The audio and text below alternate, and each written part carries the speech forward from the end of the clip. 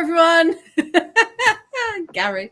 And welcome to another episode of the Part of the Pride and Aston Villa Women podcast. As you can see, we've been joined by St. Gary, who will be blessing over proceedings for the evening. And I've just thought, Gary, even though there is a story behind this, they've also just chosen a new pope. So we're commemorating that as well. Forgot about that, actually. I was told on the way home. The smoke is white. The smoke is white.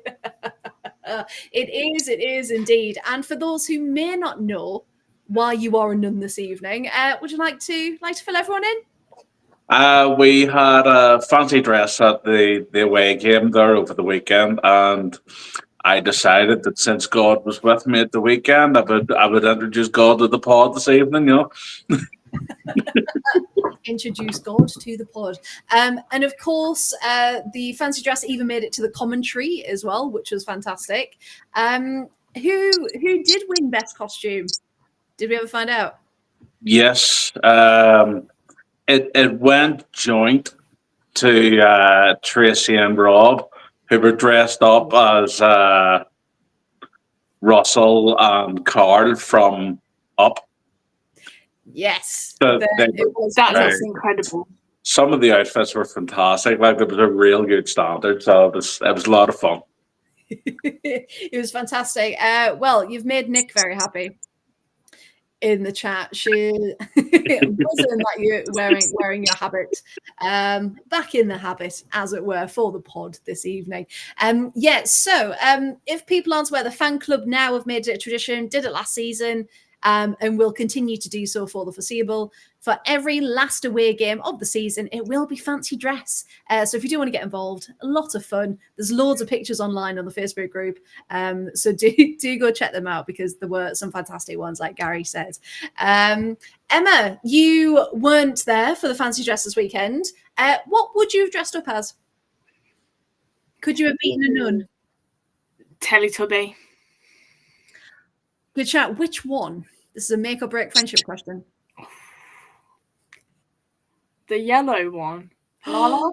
Fantastic. Lala. Yep. I had a doll of Lala when I was little, so yes. Good shout. Good shout indeed. I'm not even sure I should have dressed up as a nun. I'm surprised I didn't spontaneously combust.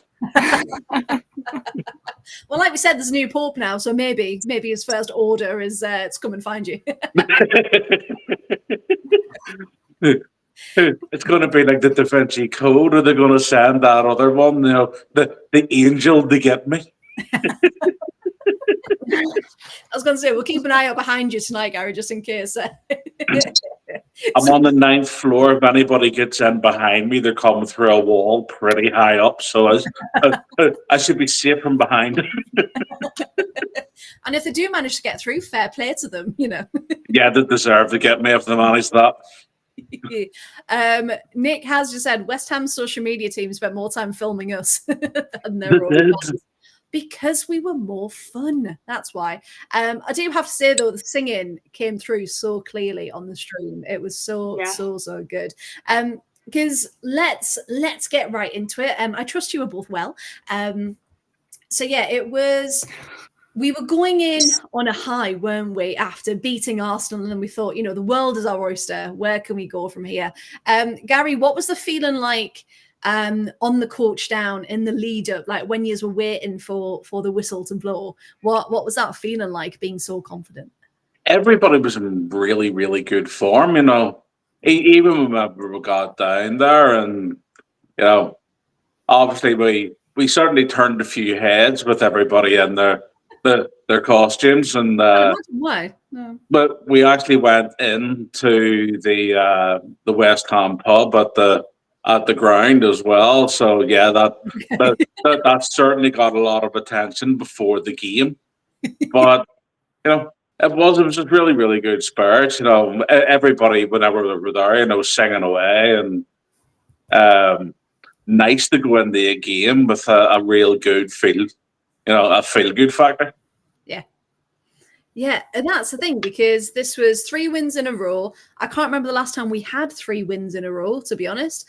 And considering how the season started, everyone was kind of like, we know we're so confident and we're feeling really happy, but do we dare? Do we dare to keep that up? Because as soon as the whistle blew, we'd scored within 5 minutes. So, Emma, what was that like for you watching? Because Ebony Salmon, assist by Rachel Daly, like, this is what we've wanted and envisioned all season, right? Yeah, so on Sunday I wasn't watching it live because I was at training, but I had I was keeping an eye on the scores, had the live score updates, and it came through, and I was like, no, sure, like, yeah, it's really? delayed from last week. Because I'm still like, yeah, I'm still like, although on a high, I'm still like, kind of living in a dream. Like, is this actually happening? But then once I kind of brought myself around and I was like, this is happening, I was like, okay, this is going to be either we're going to sit back and lose it, or it's going to be a goal fest. And I really wanted it to be a goal fest because I love watching them back when there's loads of goals. Shit. I feel like Emily and Nick are having their own conversation in the chat here. Who put the ball in the West Ham net? Grant. We haven't got onto the 3rd goal yet, guys. Calm down. We're just on goal number 1 because we scored multiple times. However, there was then a bit of a shift, Gary, wasn't there? Because then West Ham scored 2 goals further on from that. So, did you think at any point, did that hope ever leave? Or were you thinking, no, actually, we're in a position where we can actually come back from this? Even being there, the girls were actually playing pretty well. We had chances, and I think even the 2-1 we still had a level of confidence. Yeah, I'm sure the heads maybe dipped a little going on, but we fell behind. But even like Arsenal were trying to make a comeback against us. Like, whenever they got their 2 goals, it was sitting 4-2. After what they just done to Leon, I'm sure everybody was going, could this happen? But the girls held their nerve against Arsenal, got a 5th goal, and well, I think after doing something like that, it helped them against West Ham. So they held their nerve, and it really didn't take much longer to get the equaliser, So yeah, it was I think the whole squad's just sitting there with a nice level of confidence and belief in each other. Everybody's just really vibing off each other, and it's certainly a joy to watch right now. Yeah, no, 100%. And, looking at that lineup, we had a back 3, Parker Patter-Moritz, and then Grant Nobbs, Taylor Pacheco, midfield-ish. We know people like to do a bit of a runner down the wings, don't we? Missy Wilkins, very impressive that match, actually. And I like that she's got more confidence to have a shot now as well. I like where she settled in. Settle in and find her feet, I think, now. Yeah, coming She's really impressing me at the minute. Because I think before, when she first came in, it was she was missed almost, like not in a bad way, but just wasn't standing out, wasn't that noticeable. But now she's now she's got that confidence, and suddenly you're like, Anne Kearns is in front of goal and she's had a shot from distance, she had a shot from range, and you just think, yeah, this is what we need. We need these multiple options, so we're not relying on 1 or 2 people as we have done previously, to get the ball in the back of the net. But she's actually been in a really good form, from we had the win before the international break, and even whenever she went and played for the under-23s, I think she was player of the match in one of the games, and certainly competing for it in the second game. So she obviously has a level of confidence as well, no matter what shirt happens to be on her back, and it's nice just seeing that building within the squad. Yeah, 100%. And we've often said throughout the season, it's how do we get that under 23s form into the WSL, and how can we support that change?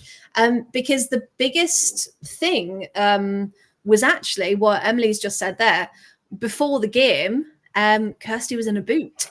So we were actually missing Kirsty after, she'd been super sub the past couple of games, came on and scored, and suddenly we were without one of these stars. Emma, were you ever worried at any point that we didn't have her?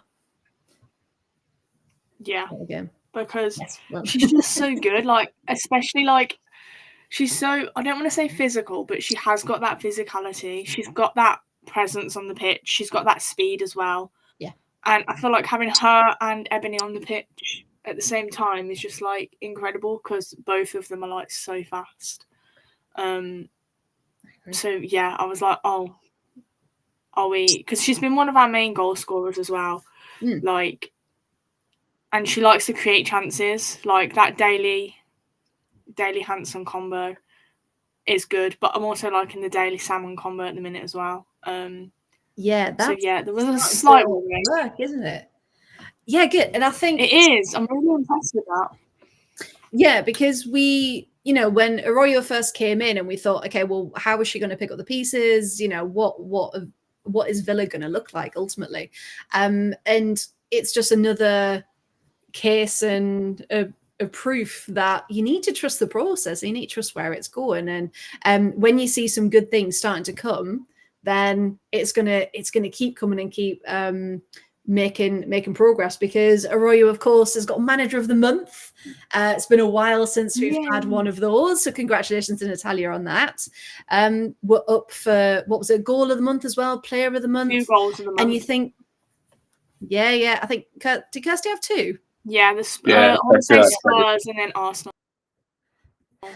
Yeah, that sounds about right. And you just think, this is the Villa we've been waiting for. They're finally coming into their own. Now let's talk a bit about. I'm going to come back to Emily's comment in a minute, because that was, funny enough, what I was going to say. So we had Emily Sabin open the scoring within 5 minutes, as we've mentioned. Martinez, it was a very good header, wasn't it? Straight past Sabs for 1-1. Now the miscommunication for West Ham's second goal. So this is where the ball came in. Miscommunication between, was it Sabs and Lucy Parker? They crashed into each other. Oh, it was Patsy, wasn't it? Yes, of course, it was Patsy. They've crashed into each other, take Sabs out, and Rico Weki goes, open goal. Don't mind if I do. And puts the ball in the back of the net for 2-1.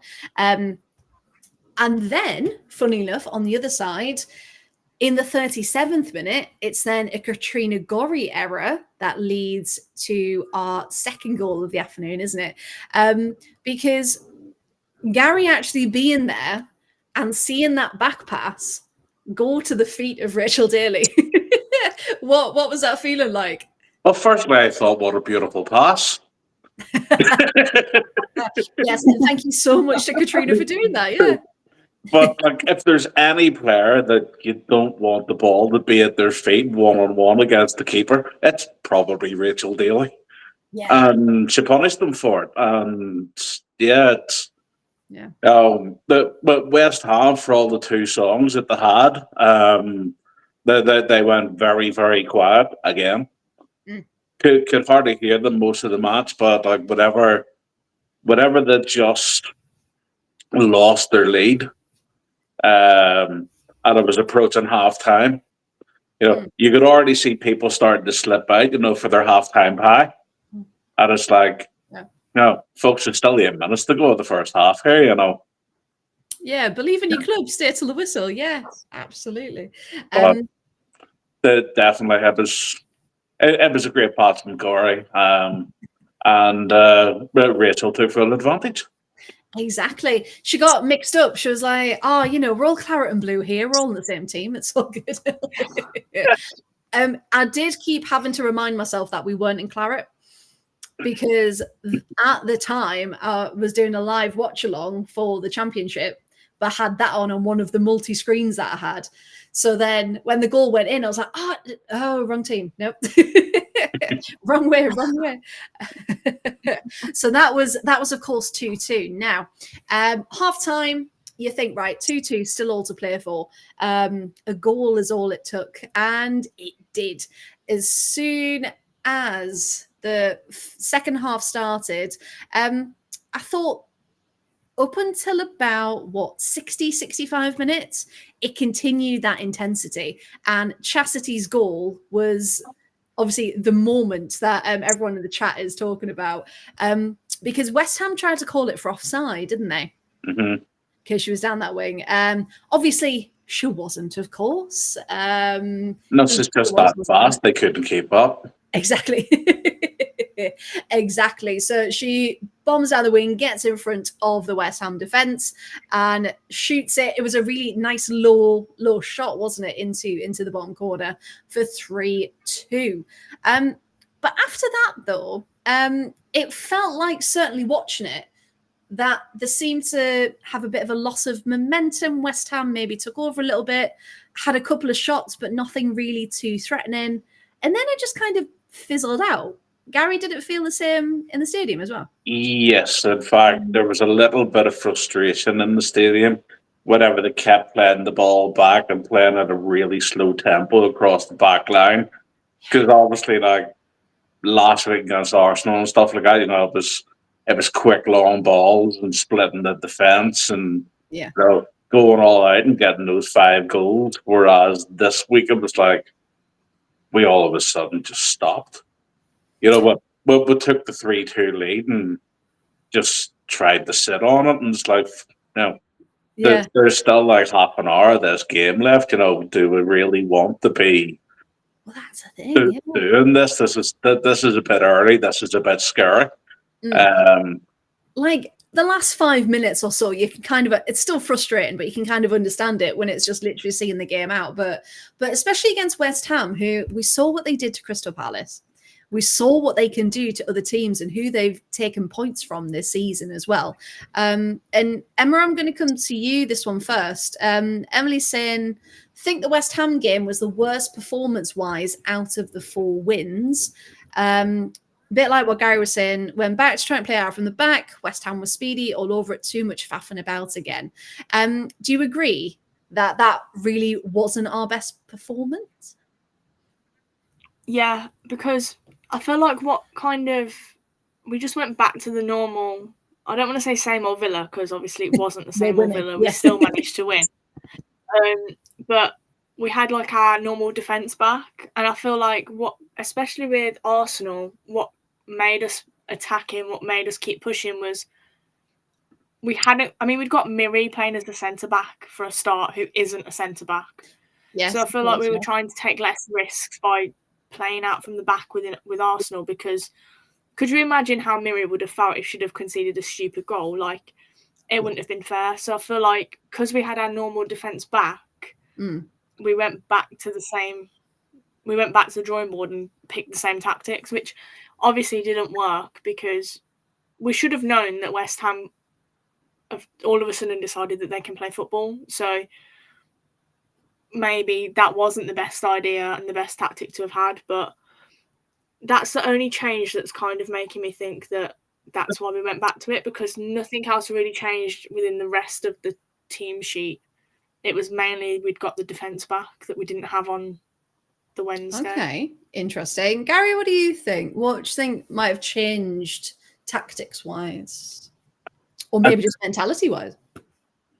This is it. I don't understand. Emma might have a point that it was whenever I went back to what many people would deem our strongest back line. Maybe they have confidence that they can keep the ball out of the net, but they put 2/3 of the season would say that as good as the play and as important as Lucy Parker and all been all season, we're not very good at keeping the ball out of the back of the net. We'll try. The effort's there, but we try. 10 out of 10 for effort. Yeah. But yeah, like to me, it wasn't the best move to make. It was almost inviting West Ham onto us, and they've done as much damage against Arsenal as we have. So, it's kind of like really, really need to be careful here. Martinez has scored 10 goals and only bloody well joined West Ham in January. So, the fact that she's competing for the Golden Boot and she's played half the season shows just how dangerous she is. So why would you invite her on to you? Well, that's the thing. As soon as she scored her first goal, I was a bit worried. I was like, oh, she's going to get another hat trick. Is she going to get another 4? Emily agrees with you because and we've all said this, against the bigger teams, we do play differently because there's a pressure there. And you think West Ham should still be a pressure environment because they're still good. They can still win. Nick saying, I actually missed Murray in defence. Parker and Patsy were not convincing this week. Yeah. And again, do we think that's a bit, not complacency, but Gary, a bit like what you said about, we can keep the ball out. Yeah, we're tight at the back. We know what we're doing. Do you think it's a bit of like misplaced confidence almost with some teams? I think so. They are a good pairing.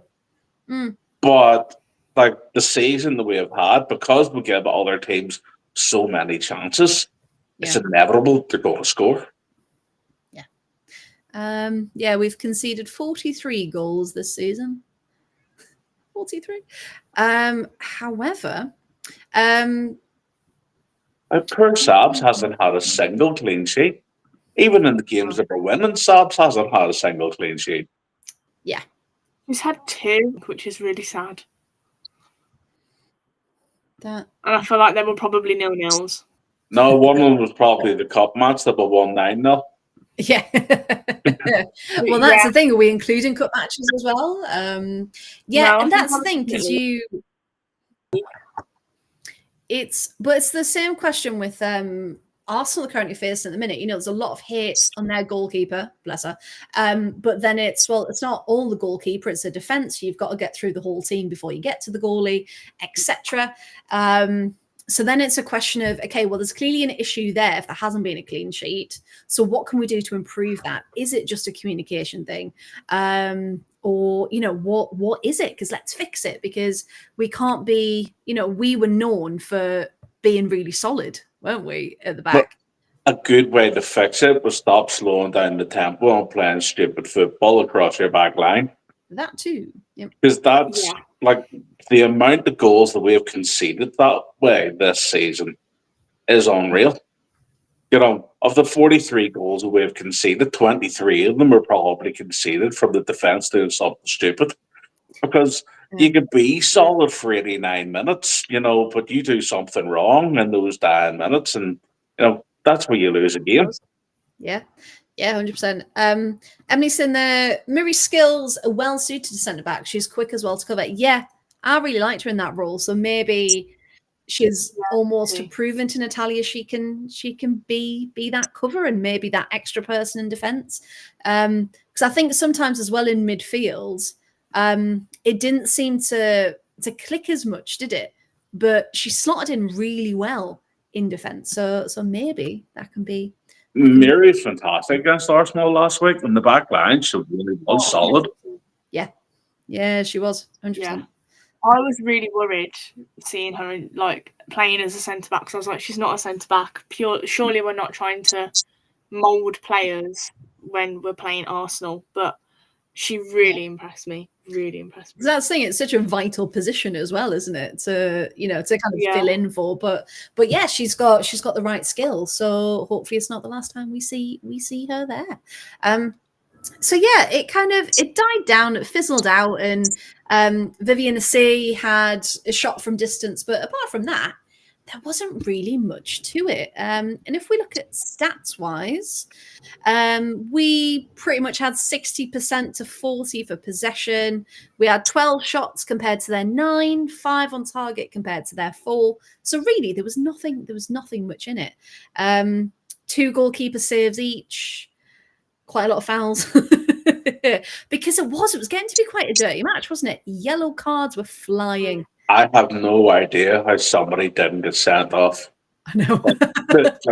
This is why Taylor was taken off at halftime, because she probably would have been sent off. Yeah, she probably would, shouldn't she? Because if we look at, I think I started talking about lineups, then got distracted. Yeah, so at half time, Miri went off, and so did Jordan, replaced for Jill and Kate Robinson. And then we saw Dan Turner come on for Lucy Parker, who again had a yellow card. And Rachel Maltby again getting more minutes for Maz in the 66 minutes. So again, it shows that we're actually using our youth now, which is fantastic, and actually trusting them with more than the last 5 minutes, because this was quite a high pressure 3-2. You need to be on it, because that could ultimately be a loss. As she was on it, Maltby actually had a real solid half an hour. And she even caused a few problems for West Ham, even coming up in the more attacking role as well. And I was like, it's nice to see that she had the confidence as well, but defensively she was solid and certainly wasn't afraid to make her presence being felt. Definitely has a bright future. She's really yeah, really bright future. Yeah, I agree. Was it this game that she slid the ball through to Kate Robinson and she almost got a goal there? Yeah. I remember being really impressed with that. And that's after she beat the previous player twice to create the space to get the ball up to Katie Robinson. Yeah. Katie Robinson just needs to have that level of confidence. She was afraid to take a shot herself. And she had not quite an open goal, but there wasn't much in front of her. And instead of taking a pop at goal herself, she waited until somebody else came up. She played it into the centre again, and by this stint, the West Ham back line to got back into place, and the chance was gone basically. And it's like, have a bit of confidence, Katie. Just give it a go. We're 3-2 up. What harm can you actually do? Well, that's the thing. Have a goal. Yeah. Literally have a goal. And then you'll know for certain if it's going to go in the back of the net or not. Emily's saying, can see a huge improvement in Sabs now that she's free of the mask. Still think it's poor. We're in a situation where we felt like we had to play her at all times and not let her rest and recover. Need investment in a solid number 2 for next season. Yes. Spoke about that before, haven't we? Because as much as, we've got Caitlin Talbot, and we did have Sophia Pura, but she's gone on loan, and you can almost see, maybe London City will try and get her full time because they've got the money to throw about, haven't they? Well, we shouldn't have let Pura go. She hasn't had minutes at London. Yeah, she meant to sit on the bench. That was a bit stupid. All right. Don't hold back. You and me. If we get cancelled, everyone, and we're never on again, it's because Emma's annoyed Michelle Kang. I've definitely done worse than we'll have been cancelled, so we'll be all right. Is it? I just don't understand why we sent her there when she didn't play. It was a waste of her time, really, and everyone else's. I can see you've got some strong thoughts about this. Okay. A can of worms I've opened here. But yeah, no, she was our reliable goalkeeper that, although, yes, young, she proved herself, didn't she, in the first team? So she's got confidence. Yeah, she's confident. She proved herself, and ultimately, if we can get her back, that's fantastic. If not, we do need a solid number 2 that hopefully we can rotate, give people rest, so everyone's 100% ready for whatever next season throws at them. And as Emily says, we need to get Maltby in the senior team full time next year. However, exactly what I was thinking, Sophie, she's probably getting paid a lot more to sit on London City's bench than ours, which is a very good point, especially, again, if you're young and you're getting that money thrown at you. Why not? It's unlikely she's getting paid more sitting on their bench because she has the contract with Aston Villa, so I can't see her wages change. Yeah, but if you met Michelle Kang, she does what she wants. Pay more than a biscuit and a Frodo. Exactly. I mean, our currency is, chocolate, so that's it. That's it in a 50p. Hey, when Cadbury's is on your doorstep, you don't knock it. That's true. That's true. Just like bags of misshapes coming in, like we can offer you these. Please come to Birmingham. Please play for us.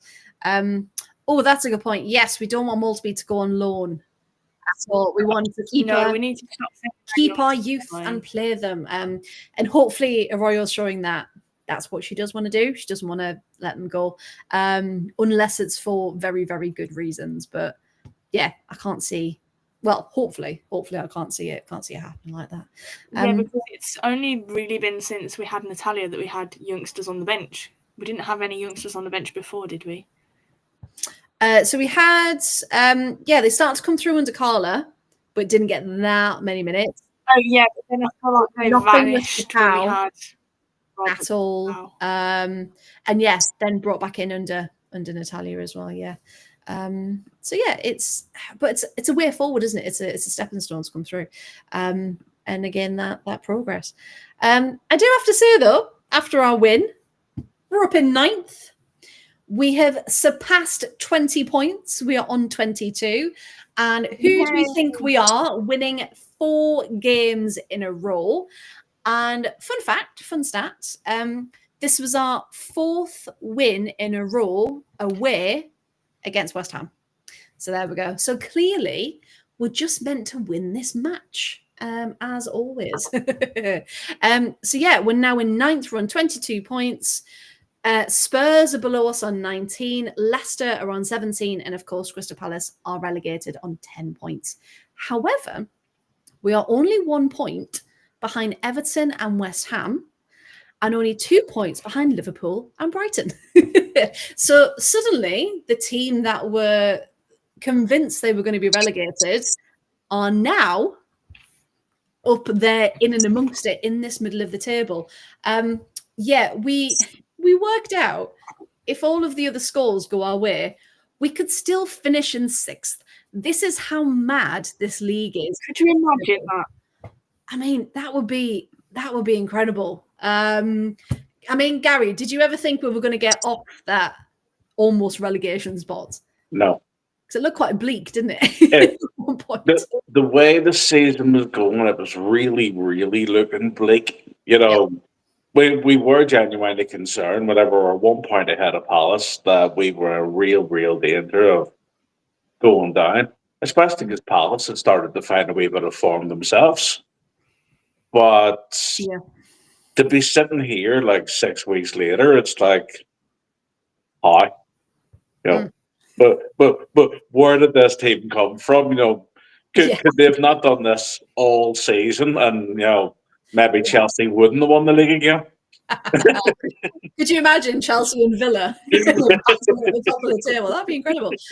I do have to say, though, it just shows you what investment can do, because you've got Chelsea on 57 points, Arsenal on 45, United on 44, City on 40. So they're all hitting the 40s and the 50 points.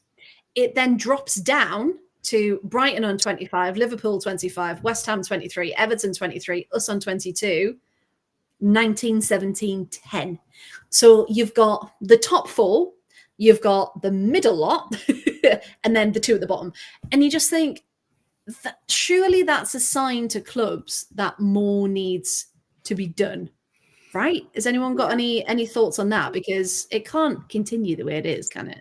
Well, surely London City winning the league just purely shows what investment can do, because the amount of players that Michelle Kang signed, like big names, and just pure talent as well. She didn't just sign big names. She wasn't Taya Goldie there on loan. Yeah.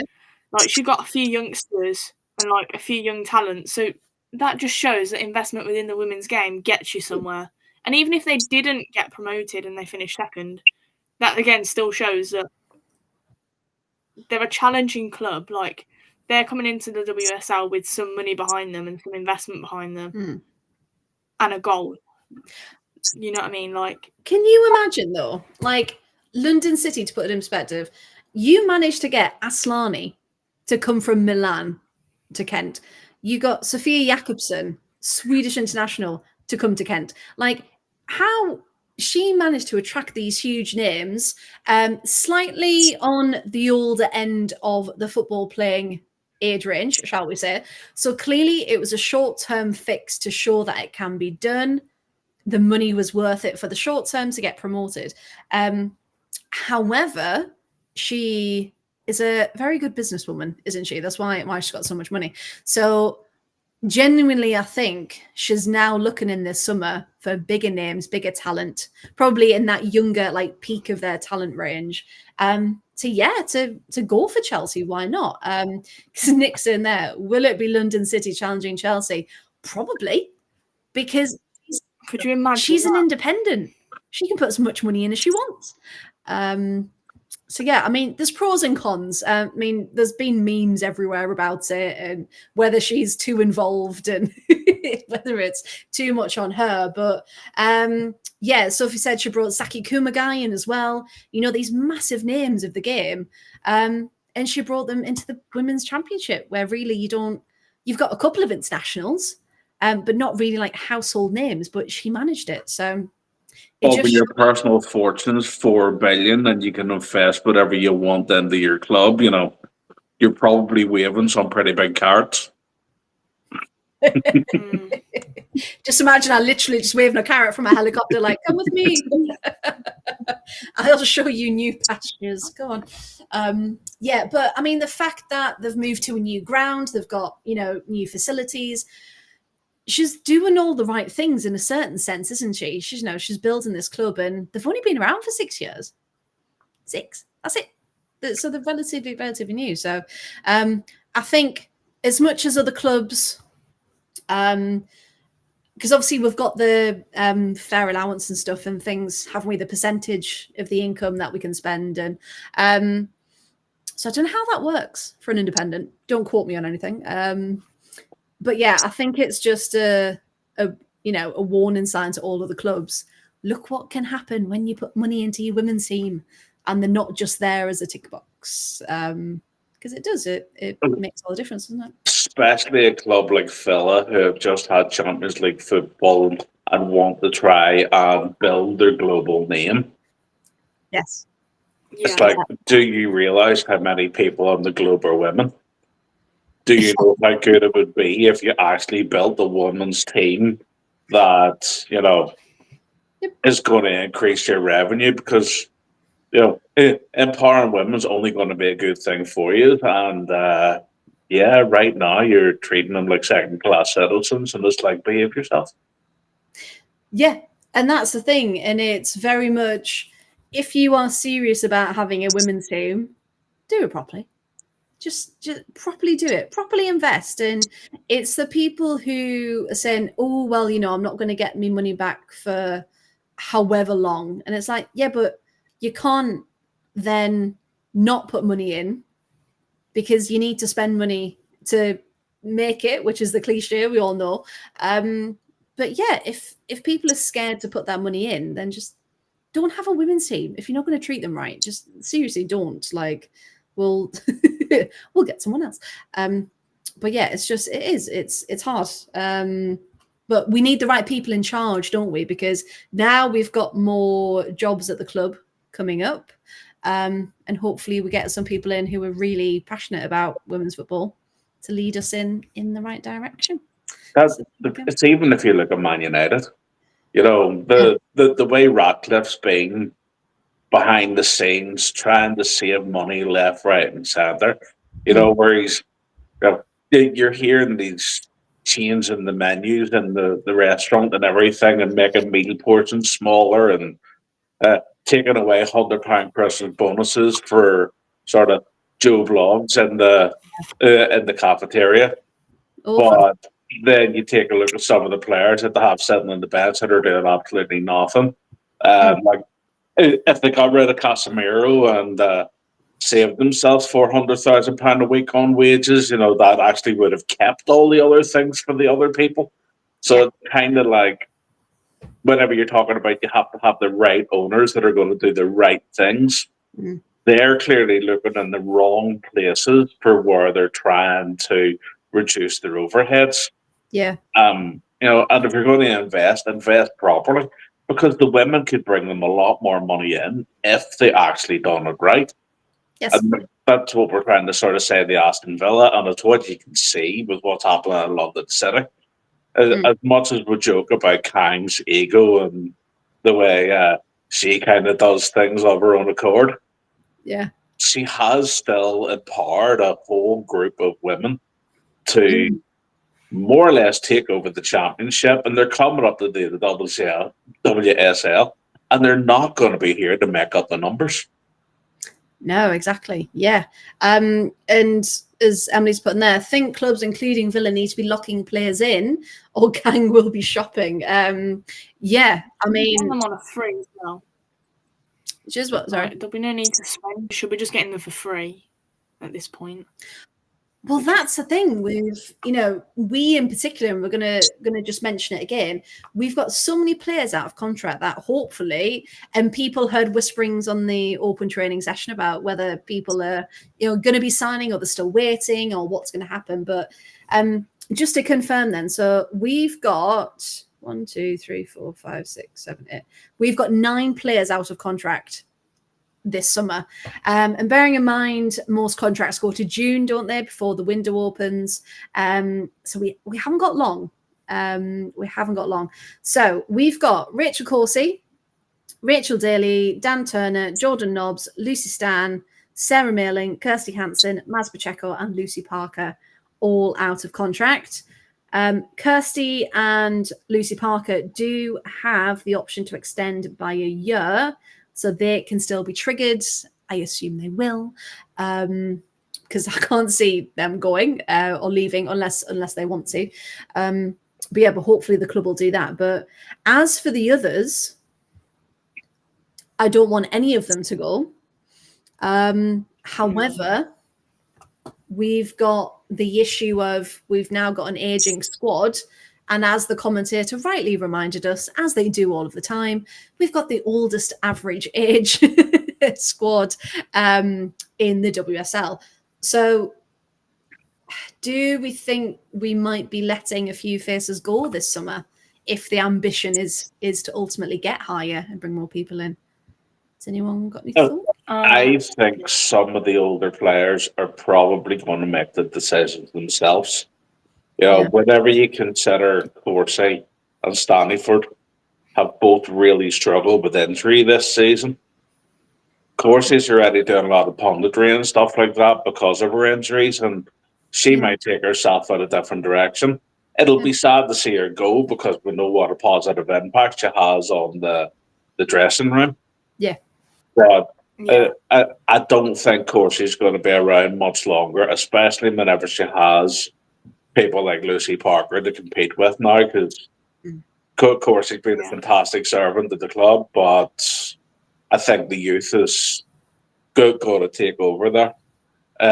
Stanleyford, I think, is still a bit early. She's still only, 32, 33. Same with Rachel. You probably have an easy good 2 years with them still, and the same with Nobbs. They can all still do a job, and we do need to have the balance of experience and youth. It does make me wonder, I don't want to see Maz go. No. But if we consider how Rachel Maltby's coming through, and we'll have Paula, that'll be 3 left backs. Unless one of them can switch to the right and sort of be backing up Sarah.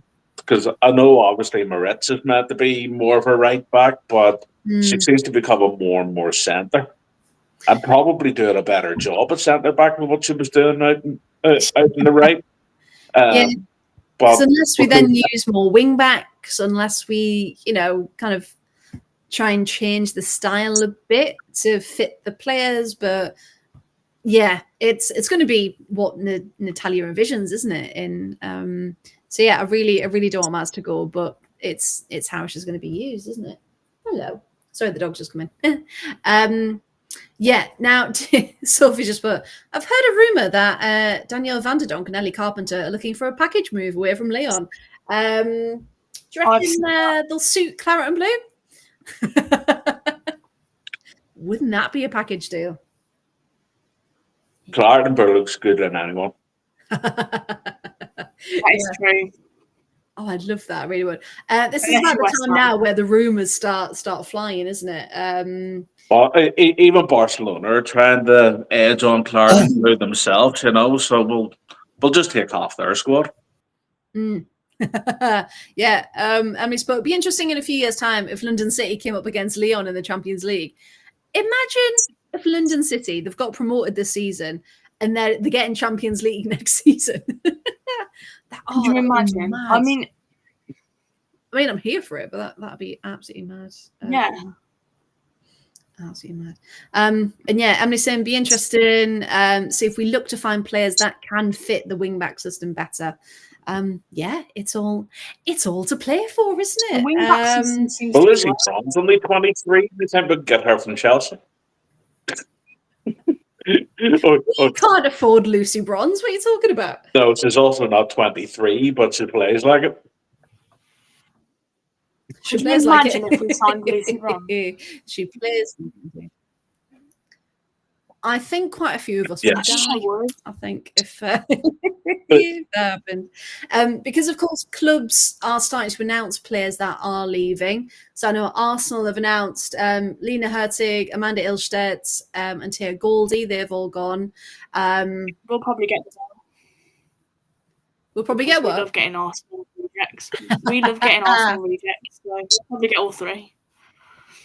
Imagine. We've also got Liverpool. Tegan Micah is leaving. She would be a fantastic goalie to have. I'd love Tegan Micah. So yeah, there's people coming, starting to become available. So we'll see when Natalia is going to be shopping. What was that? Sorry. Poppy Patterson from Brighton. There's a few from Brighton, but I can't remember who they are. Yeah, there's 5 from Brighton. I can tell you. Hang on. Poppy Patterson, Maria Thorisdottir, Guro Bergsvand, Diana Stefanovic, and Pauline Bremer as well from Brighton. And we've also had from Liverpool, so said Tegan Micah. We've also had Jazz Matthews and Yana Daniels as well, who've also gone. Don't fancy letting Olivia Smith go, do they now? Funnily enough, no. Didn't they give her a really long contract? I think so. You can kind of understand why. I know. You never let it go. I agree with Danny. Ashley Weirden. That would be a good player to try and sign. Obviously for Palace, but is she now too good for the Championship? Would she be better being signed by one of the WSL clubs? Can play wing back, has a good connection with Grant, of course. The Dutch connection there. Yes, I would love that. Absolutely not. You're not having her. Also, she's not ours. She's on loan. So we'd have to sign her first permanently for that one. Yeah, no, I would die if Hertig came to Villa. That would be perfect. But unfortunately, she's been plagued by injury. So you feel sorry for these players because when they've been at their peak and you know what they can do, and then just unfortunately injury after injury just burdens them, and they just can't get back to where they were. So yeah, it's a sad moment. But you just want people to find a club where they're taken care of and where they can thrive. And speaking of players leaving clubs, do you want some live breaking news? Oh, who's leaving Villa? Oh no, it's not Villa. 6 players are leaving Portsmouth. 6 players leaving Portsmouth. Nicole Barrett, Erin McLaughlin, Daisy McLaughlin, Annie Rolfe, Ella Humphrey, and Scarlett Williams are all departing. Are they not getting relegated though? That's also a very good point. And also, Amy Goddard has left Sunderland as well. So yes, lots of Championship teams now announcing. Libby Smith from Birmingham City has announced she's leaving too. So yeah, lots and lots of people are on a free. So it'll be interesting to see where they go. Emily's saying would like to see Jill stay another year on loan, just like Patsy did before signing it. Yep, I'll be happy with that. And in the best possible way, I don't think Jill's going to get into the Bayern team as it is. They've got too many big names over there that are their proper starting 11, and there's not much change usually. So yeah, I'd love to have a full time. That would make us very happy, wouldn't it, to keep our Jill? Our Jill, we'll keep her. Now then, so just to put it in again, we are now in ninth. We are now in ninth place with 22 points. So the last thing then, we've got one more game. I don't know where the season's gone at all, but we face Brighton on Saturday at home.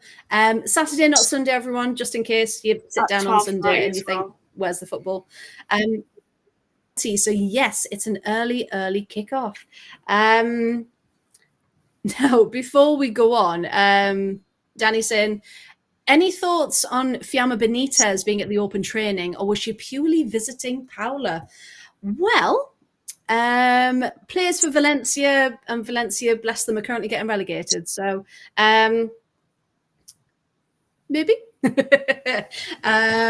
Maybe. But yeah, I think that might have been a Paula visit, right? If it's to an open training session.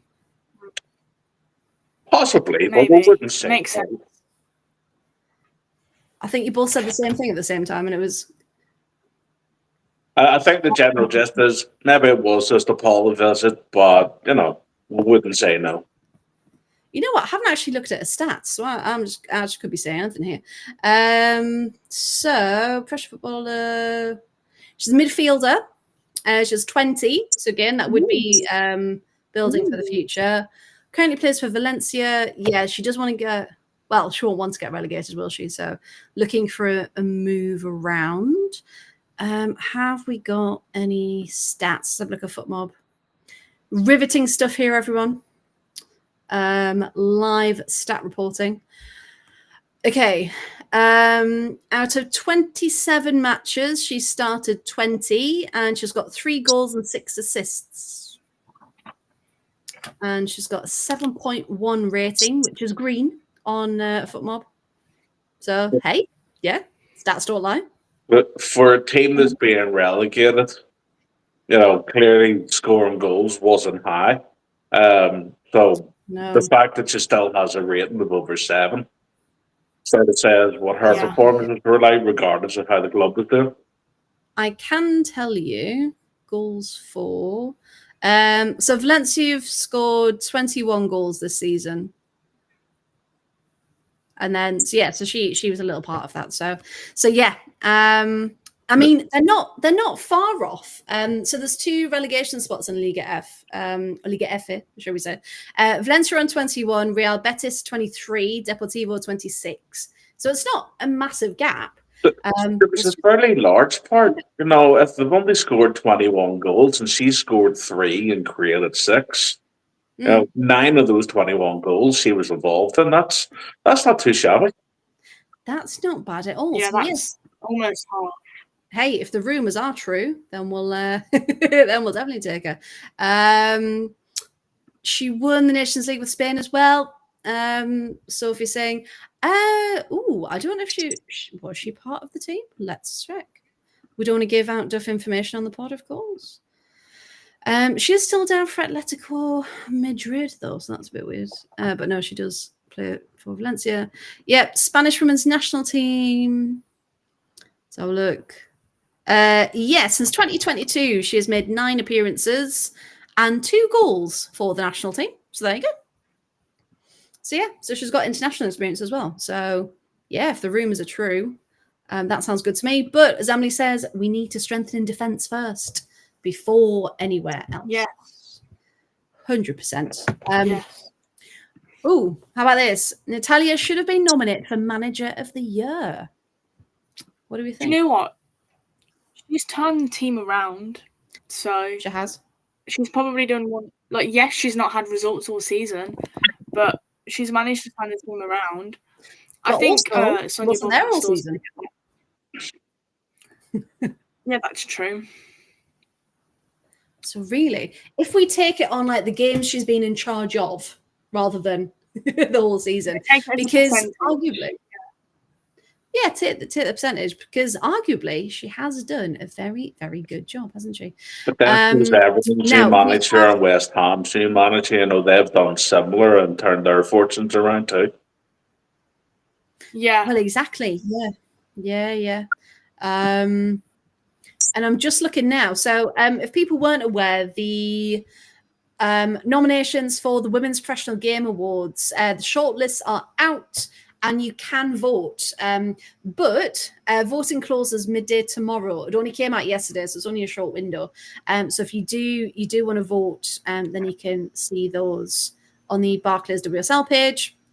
And it's for Super League and Championship. For Player of the Season and Goal of the Season, you can vote for at the moment. But yeah, so Arroyo got Manager of the Month. Shakira Martinez got Player of the Month, of course, for April. And I'm just trying to have a look. That's because to split the Villa vote.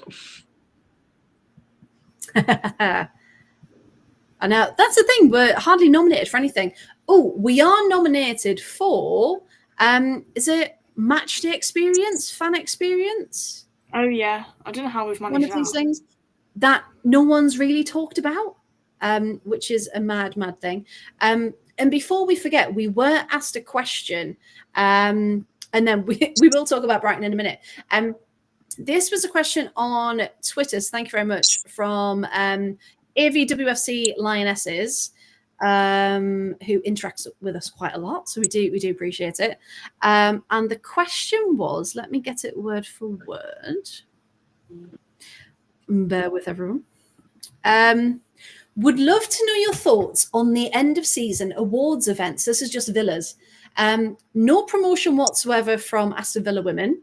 The event is 11 days after the women's season ends, so unlikely many players will actually be there, probably on holiday, etc. The price per ticket and only 2 weeks' notice given. Now, first of all, have either of you two seen anything about this? The awards night? Yeah? Emma, have you seen anything? No. Right. Okay, so this, I just saw it in passing, and then I had a look. So, Gary, did you happen to see the prices? Yeah, it's something like 470 or 480 pound a ticket. It's like it's ridiculous. A ticket. Now, the fan club were going to go to this last season. Do you remember? It was an evening with Carla Ward, wasn't it? It was an evening with Carla Ward last season.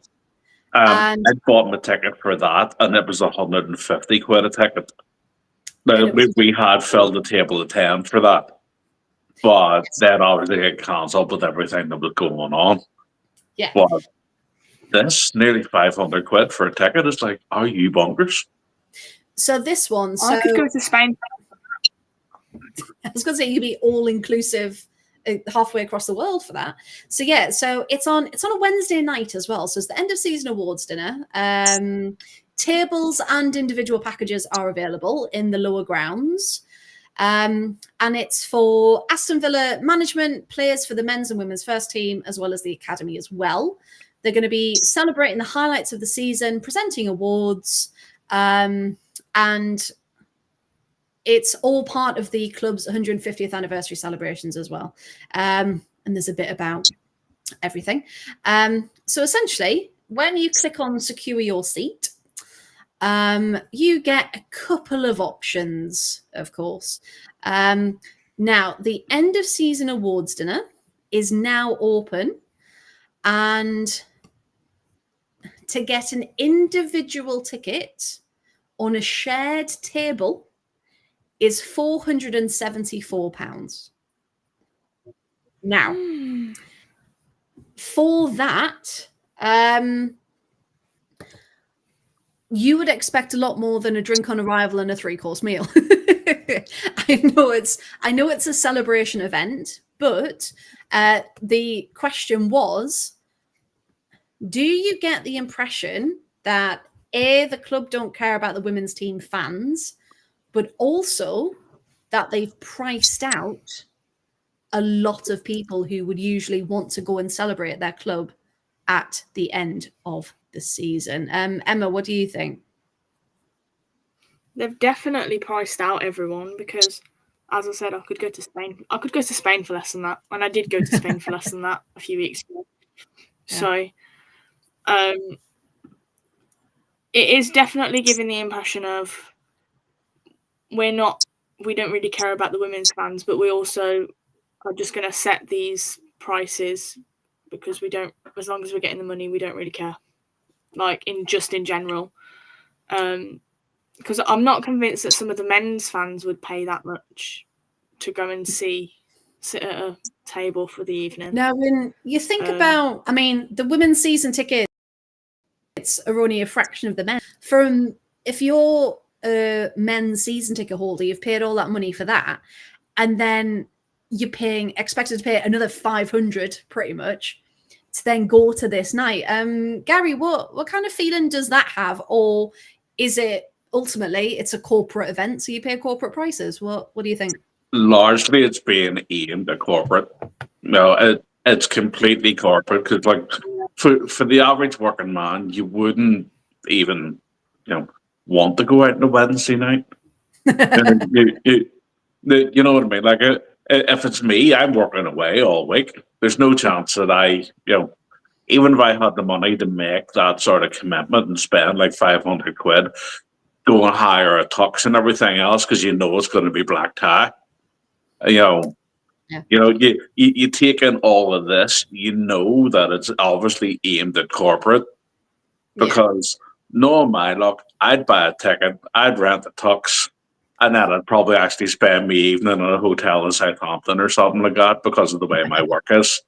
Yeah, that's the thing. I'm just looking. You can get a gold package hospitality box for Guns N' Roses for less money. So no, yeah, you can go in the gold lounge for Guns N' Roses for 430.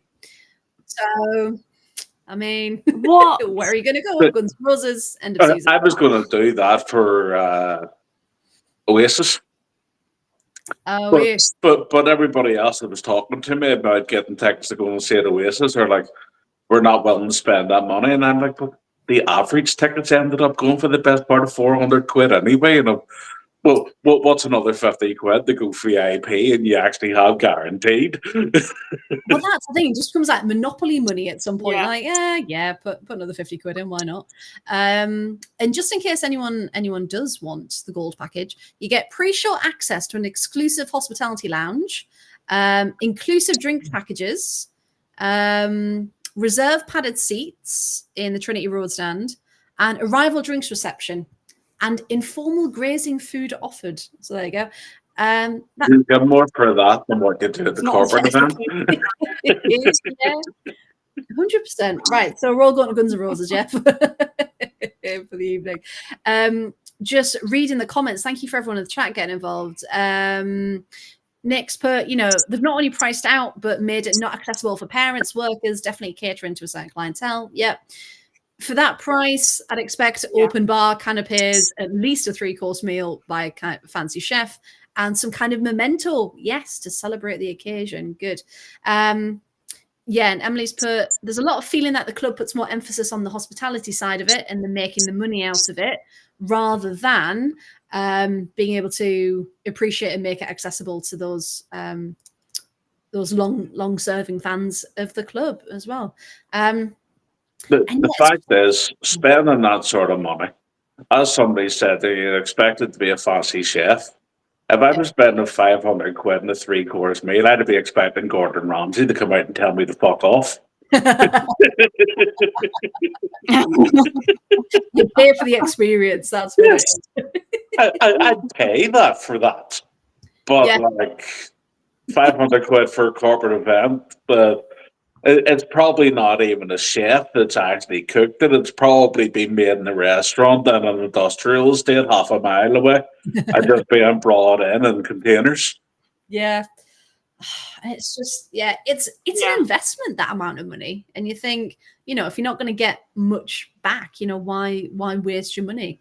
So yeah, it's just disappointing, I think. My tattoo artist is £400 for a day. Said, I'd just go and get myself more ink. Yeah. Well, exactly, yeah. And while we're on about strange money-making marketing things, have we all seen the new Pride shirt that Villa has released? What on earth is that? So I'm just laughing at Nick. Informal grazing. Are they supplying a trough? Just everyone in their suits, just in one communal trough. Yeah, no. So for those people who haven't seen it, it's meant to be like a Pride shirt, but it's like, it's meant to be inspired by what 90s R&B and dance and music culture, and yeah, no. I grew up through that culture, and not at any stage did I see anybody that was wearing a shirt like that. Now, there may have been people that were taking things that made them see shirts like that. But I would never indulge in such things, so I've absolutely no idea. Well, you're a holy man, aren't you? Exactly. So you wouldn't do such things. I do have to say it is quite migraine-inducing to look at it. But for those who haven't seen it, please go look at it. And I do apologise, but it's like a snake skin effect with like some strange rainbow colours that aren't really rainbow. And it's just a bit of a letdown, really. Pink and green. Yeah, lots of pinks, lots of greens, lots of just bizarre. Not really. The Beatles song "Lucy in the Sky with Diamonds" just came to mind straight away, because that's clearly what they were singing whenever they were trying to design that shirt. Oh well, we've just offended Nick. I like the Pride shirt. No, Nick. No, you don't, Nick. No, you don't. Emily said I need to see it in person. I mean, maybe it's got a certain allure in person. But apparently it's going to be worn by the women's team in their pre-match warm-up at the weekend. So people going to the match, you can all let us know how it actually looks in person. If it looks as awful. And they want 50 quid for it. No. No, thank you indeed. So when I saw it come up like Pride shirt, I was like, oh, brilliant. And saw it and I was like, no. I'll save my money for the next time they try. And hopefully they get the one that happened earlier on in the season, the white one that they brought out. Yeah, the white and purpley one. Yeah. That was beautiful. Yeah, that was really nice. God only knows who designed that. Stevie Wonder. Oh, Gary. And an interesting one as well, the fact that only mentioned that the women's team were going to be wearing it as well and not the men's. So again, could that be stirring up? I mean, we don't want to get into it, but ultimately we need to respect everyone, regardless of their thoughts and opinions. But surely it's just a sign of acceptance. I did see like a promotion on social media where it was a male player and a female player wearing the shirt. Yes. Now, whether that means the men are going to wear it ahead of their game, I don't know, but they're certainly using the male players as advertising anyway. Yeah. I think it was just in the actual release they only mentioned the women and not the men. So I mean, we'll see. We don't know either way. So hopefully it's this shirt is here. Would love for you to wear it and kind of show your acceptance, that kind of thing. Which hopefully they will. We know some people won't for various reasons, but even if only a couple do, then it's still something, isn't it? Now. Apologies if you can hear scratching. The dog has decided to scratch right next to me. So it's probably getting picked up really loudly in our microphone. So I do apologise. So last couple of things of the season. Ooh, look at me. Of the pod then. Back to Brighton. We started and then we went and derailed. Up against Brighton, who are 5th. And they've also had a bit of they started really strong, didn't they, Brighton? And then they kind of tailed off a little bit, but still quietly getting the job done. Again, we saw what they did to Arsenal, and I saw someone say, is this going to be the battle of who humbled Arsenal the most? Now, not to get away with that, carried away with ourselves, of course. But we've got as good a chance as any to finish the season on a high, haven't we? Emma, what do you think about the upcoming match? Well, they put 4 past Arsenal, so, but they did. Definitely a point. I don't see why we can't do 3 if we stop passing it along the back line. Yeah, no, we can't do that. If anyone from the Villa is watching this, pinball across the back line near the goal, because that scares me. There we go. The flipping ball. Yeah, no, you're absolutely right. We need to remember that this is a top 5 team. It's not just anyone we can kind of be quite calm and laissez-faire about. We need to really go for it. Gary, what are your thoughts ahead of the weekend? My thoughts are, you're saying there that they're a top 5 team, and that we can't take it easy. We can't invite them onto us. There's not a single team in the division that we could let invite onto us. Leicester made us pay and everything else as well. It's just the way the seasons actually went. We can't underestimate a single person, but ultimately, we've also showed in recent weeks that they can't underestimate us either. Well, that's the thing. Yeah, I think we're both going to be in a situation where we're figuring each other out maybe that first 10, 15 minutes, and then be able to really go for it and end the season on a high. Emily's saying, as long as no one gets sent off, I'm happy. Yes, we do have a bit of a history with red cards, don't we, in these matches? Maybe Poppy Patterson will just get another red for all time's sake. In that one. Nice to meet you, present. Yeah. Off you pop. Here's a red. There you go. However, what do we think about this? Nick saying, I think Brighton will be lacking team mentality because departures have already been announced before the end of the season. Maybe we can utilise it. Yeah, do we think we can maybe... I think that's a fair point. No, there might be a little bit where they might want to send somebody like Poppy Patterson off on a high, because she has been a good servant to the club as such, but the way we have been playing and how together the girls appear to be right now, like every time we score, Natalia's high-fiving everybody, it's the most action Caitlin's gloves I've seen all season. And it's just sort of like it's nice seeing how supportive all the girls are being to each other, the joy in the club, the togetherness, the team spirit, which is obviously what Nick's talking about. That maybe Brighton are going to lose a bit of that because they already know that there's so many players already 1 foot out the door. But maybe. Or the opposite, they're thinking, right, maybe things have happened the way we don't want them to, so we're going to come out fighting, and on the high after Arsenal as well. Well, so it's going to be. We're both on our highs, and we could put Liverpool and Arsenal on our scalp. Yeah. We've done well in recent weeks. Both teams know that they're safe. And I just genuinely hope the girls go out and have a bit of fun. Yeah, and that's you can see the relief, can't you? As soon as we were safe, it was like, oh, we can play with a bit of freedom now. And we can really, really go for it. Nick's just said, we've got Lisa Ben as a ref who's quite yellow card happy. Could be carnage. We'll probably just end up with like 4v4 at the end. Playing rush goalie because everyone's been sent off. I mean, that would make a cracking game though, wouldn't it, if everything just goes wrong? Or everything goes very, very right. Yeah. Or, we have 11 versus 3. We just keep going, keep scoring the whole match.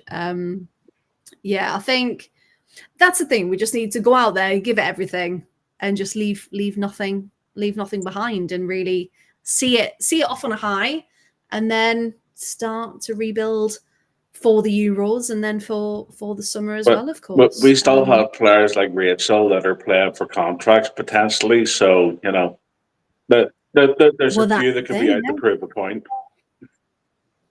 Yes. Yeah. Get me out on that pitch. Let me show you what I can do, and let me prove that I can be of a good servant to the club for the next however long. So yeah, that's a good point. Fighting for minutes, fighting for contracts, security for the future. Yeah, absolutely. Right then. And of course we haven't heard about contracts as we mentioned earlier, but as soon as we do, we will update you all on what is happening. And the last thing to mention, on Saturday, there is the fan club end of season party. So if anyone fancies it after the match, get yourself to the Assanin. All the fan club are going to be there, and just really see the season out with a bang. So yeah, it's almost bittersweet, isn't it? Because we're looking forward to the end, but then football's gone, gone until the Euros. So yeah. Well, I have heard that there's karaoke on Saturday, so I've absolutely no doubt somebody's going to stick a microphone in my hand at some stage. Perfect. I hope there are pictures and videos, please. And there usually is. Perfect. So get yourselves down at the Assanin for the fan club end of season party, if you fancy it, on Saturday. Now, has anyone got anything else they would like to mention before we go? No. Very good. No commentary corner? No nothing? Other than Natalie Arroyo, that's good. Did you also... Apparently they bodge her first name but get her second name right, even though her second name I laughed when the commentator got Ebony and Chastity mixed up and said, Chastity, her second of the afternoon. Yes. No, that's Ebony. Oh, yeah. That's a different player. Different number on the shirt. Just in case you're unaware. Different nationality. Different nationality. Also, look completely different. Yeah. Yeah, it was just it was an interesting one. So some of these commentators they do make us laugh. But yeah, right, lovely. Well, thank you so much to everyone watching and listening, and getting involved in the chat. That's what we absolutely love. We love getting your opinions and being able to talk. Actually, one last thing. Go on then. Spiller, massive.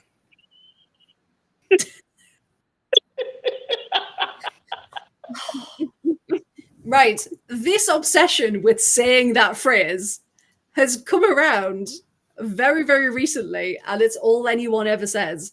It's a song at the ground as well, not? Yeah. But it does get everybody stuck in my head. Everybody joins in. Well, that's the thing. Hey, if we're that massive and we've got the song, then we're going to sing it. Absolutely. It's going to echo around Villa Park, and we're going to make sure it's 5 out of 5 wins, aren't we? Yes. Yes. End the season on a high. So once again, thank you. Unbeaten.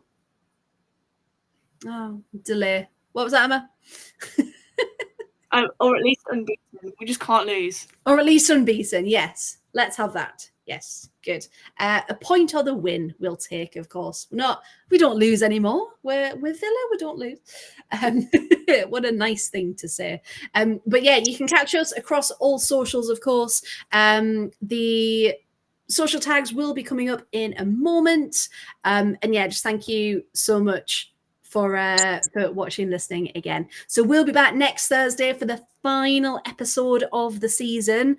So tell your friends, come and join us, and we'll be back. So yeah, thank you.